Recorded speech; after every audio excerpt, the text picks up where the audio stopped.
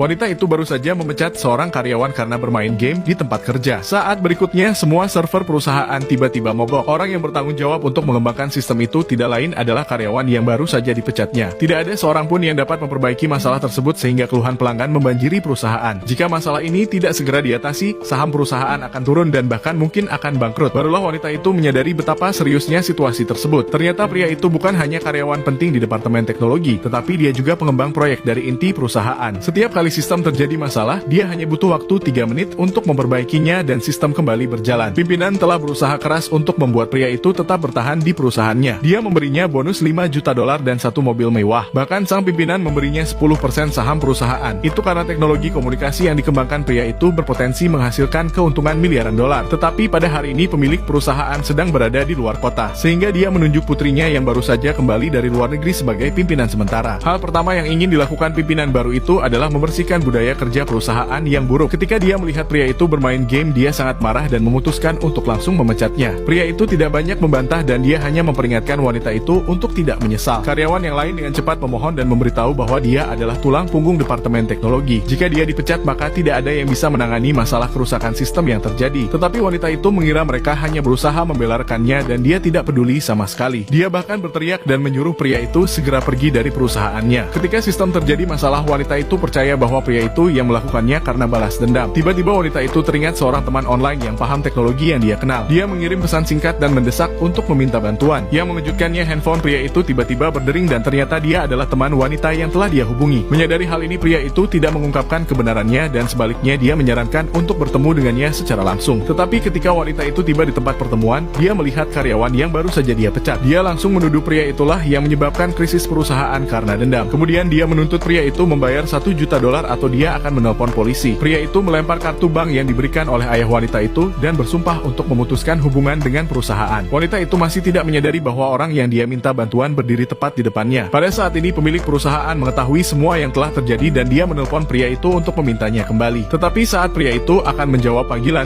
si wanita menampar teleponnya. Pria itu sudah muak dan dia bertekad untuk membuat wanita itu membayar atas apa yang telah dia lakukan. Seorang karyawan lain mengambil kesempatan itu dan dia mengaku bahwa dialah teman online-nya. Sehingga dengan baik hati wanita itu meminta bantuannya untuk memperbaiki kerusakan. Tetapi ketika dia berusaha memperbaiki sistemnya, ternyata dia tidak berhasil dan itu menyebabkan kerugian besar pada perusahaan. Pemilik perusahaan memarahi putrinya dan memohon kepada pria itu agar dia bisa kembali ke perusahaannya. Tetapi sudah terlambat karena sekarang dia sudah bergabung dengan perusahaan lain. Banyak para investor lebih memilih perusahaan yang ditangani pria itu yang menyebabkan perusahaan lamanya menjadi bangkrut. Pada akhirnya pemilik perusahaan hanya bisa menyesali perbuatan putrinya dan tiba-tiba dia terkena serangan jantung.